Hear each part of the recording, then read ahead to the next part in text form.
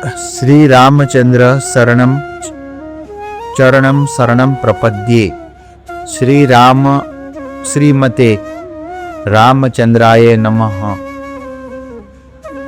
आज परम पवित्र माघ शीर्ष मास के पूर्णिमा के अवसर पर मैं आप सभी के समक्ष पुनः उपस्थित होने का सौभाग्य प्राप्त कर रहा हूं।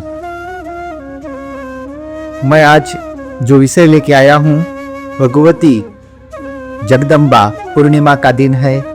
आज सुंदर दत्तात्रेय जयंती है, सिद्धों का दिन है, महापुरुषों का दिन है, महात्माओं का दिन है, अन्नपूर्णा जयंती है। सभी के भंडार भरे रहे अन्न और वैभव से, और साथ साथ भगवती त्रिपुरा का भी आज प्रादुर्भाव दिन है। आज मैं आपको भगवती तत्व के बारे में शास्त्रों के माध्यम से समझाने का प्रयत्न करूंगा। सर्वप्रथम जो आराध्या है, जो जगत माता है, जो जगत जननी है, वो सर्वप्रथम उसको हमने महालक्ष्मी, श्री, सीता या राधा ऐसे नामों से पुकारा है शास्त्रों में। बहुत ही सुंदर भाव है। आप देखिए श्रीमद् रामायणम, श्रीमद् भागवतम, तो यहां पर सवाल ये है कि श्रीमद् क्या है। श्रीमद् यानी सर्वव्यापकता। श्रीमद् यानी भगवान की ओर पुरस्कार करना। पुरस्कार करना यानी सिफारिश करना।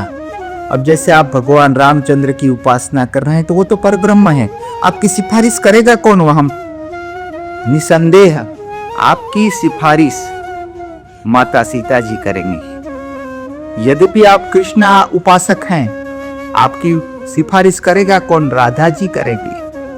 भगवान भी इस बात को जानते हैं, रामचंद्र जी, इसीलिए तो वो कहते हैं कि तुम पावक मह करो निवासा, जब लगी होई निशाचर नासा।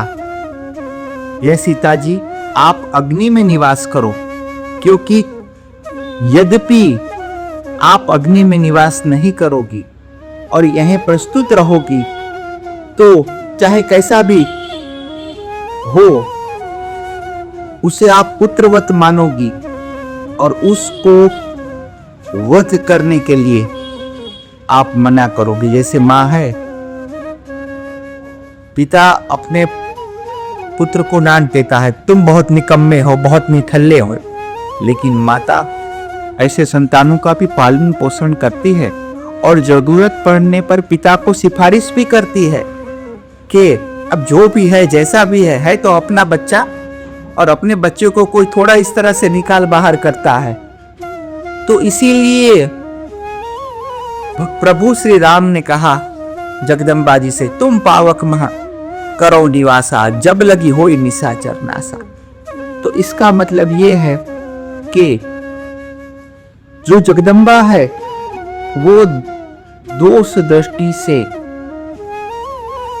नहीं देखती है और इसीलिए वो पुरस्कृत करती है, और इसीलिए जिसके ऊपर भी उसकी कृपा दृष्टि हो जाए वो त्रिलोक के वैभव को प्राप्त कर सकता है, भक्ति को प्राप्त कर सकता है, भगवत तत्व को प्राप्त कर सकता है।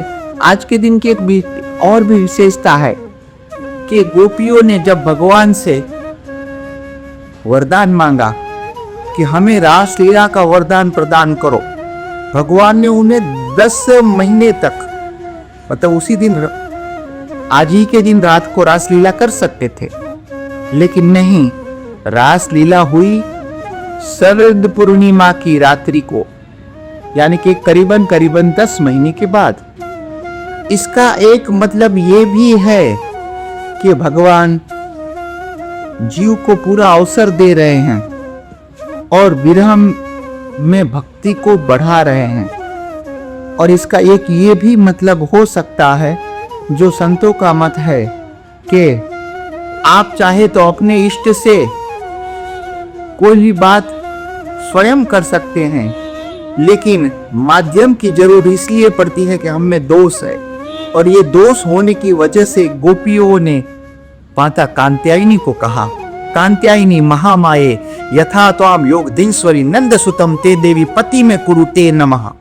भगवान ने कहा कि ये बात आप मुझे डायरेक्ट बोल सकती थी कि मेरे साथ रास लीला करो, लेकिन आपने कात्यायनी यानी कि मेरी बहन को कहा, तो अब आपको 10 महीने इंतजार करना पड़ेगा। अब आपको 10 महीने इंतजार करना पड़ेगा। तो ये सुंदर भाव है जगदम्बा का, और इसी भाव को, इसी भक्ति भाव को श्रीमद कहा जाता है। श्रीमद यानी श्री के भाव में, यानी के ईश्वर भाव में, यानी के पराकाष्ठा, यानी कि अपने अस्तित्व को भूल जाना और सर्वत्र उसकी आभा को देखना। यही तो वेद वाक्य है, तस्य आभा सर्वत्र विभाति। और इसी चीज को मुंडक उपनिषद में कहा गया है, इसी चीज को मुंडक उपनिषद में कहा गया है।